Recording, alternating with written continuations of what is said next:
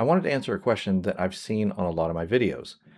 What certifications do I need to succeed in the field tech industry, especially with platforms like Field Nation, Service Envoy, Cloudwork Pro, etc.? When it comes to the world of third-party IT contracting work that I cover on this channel, my answer is going to differ from your normal IT career advice. Most of the work that we do is very physical. It doesn't really involve software. Things like running cable, racking and stacking equipment in a network rack, installing speakers, installing point of sale equipment. Certifications aren't necessarily going to directly help you do those types of jobs.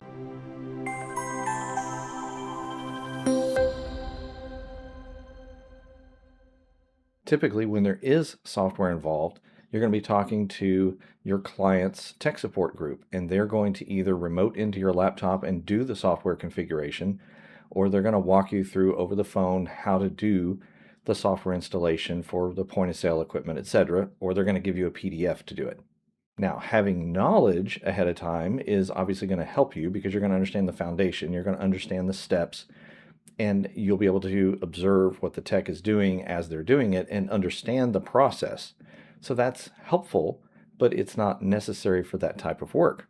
What's more important in the field tech industry is having the right tools, being on time, communicating well, following instructions.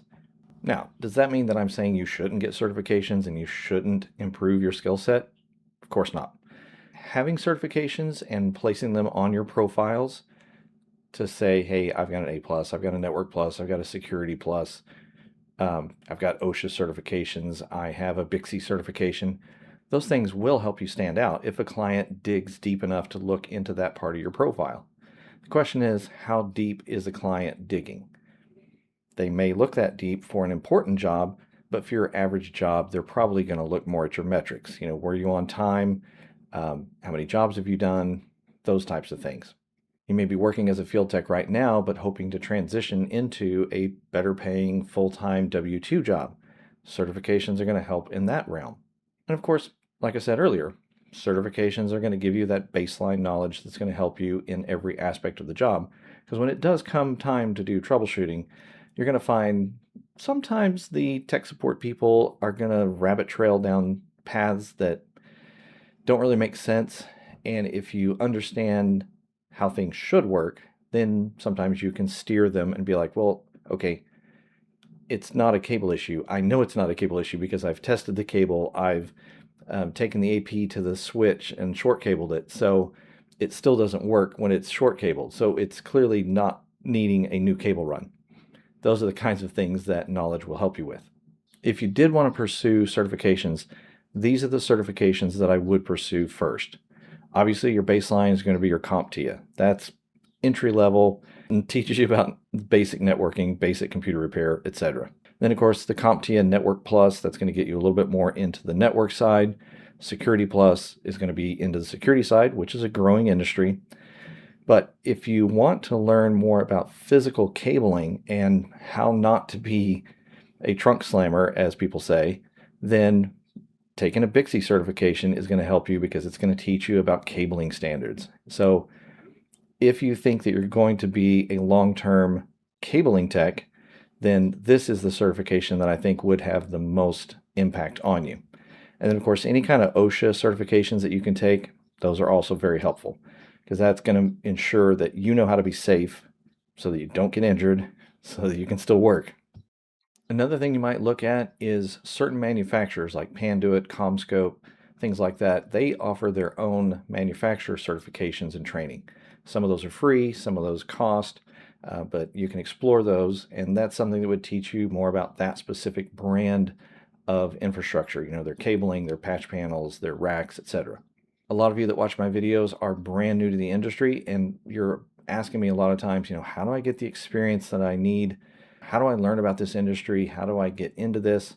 I do videos that teach a lot about how to learn while doing in this marketplace, but that's only going to get you so far. And it's a much longer learning curve and you're going to make more mistakes. And that can impact your profile, your ratings, because if you don't do a good job because you don't have the knowledge to know what's going wrong and you make mistakes or you do sloppy cabling, that can hurt you.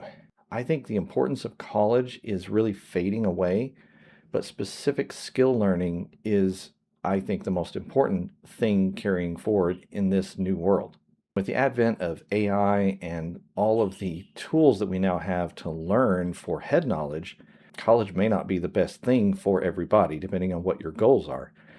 I think it's more important to learn the hands-on, and that is either working for someone else, going to a trade school, and taking specific courses. Like, you may not need to do a full degree or a full associate's, but if you can go to a trade school at night and actually learn specific skills, cabling, how to network rack and stack, how to console into a router, how to understand the basic controls, I think those are going to benefit you more when you try to work in this industry.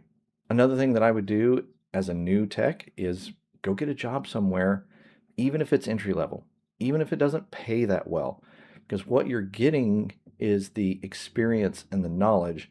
So instead of paying $60,000 to go to college and get a degree, you're at least making some income while learning the skills that you need to know for this industry.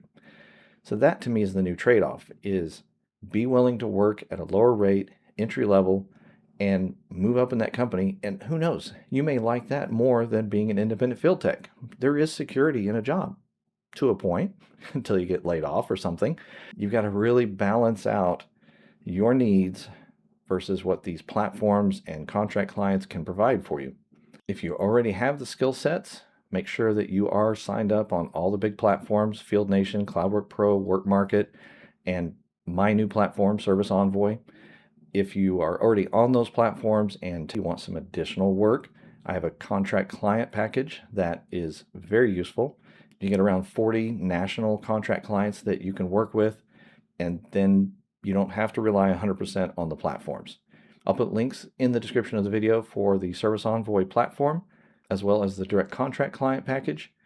And as always, let's get you out in the field making money. I'll see you in the next video.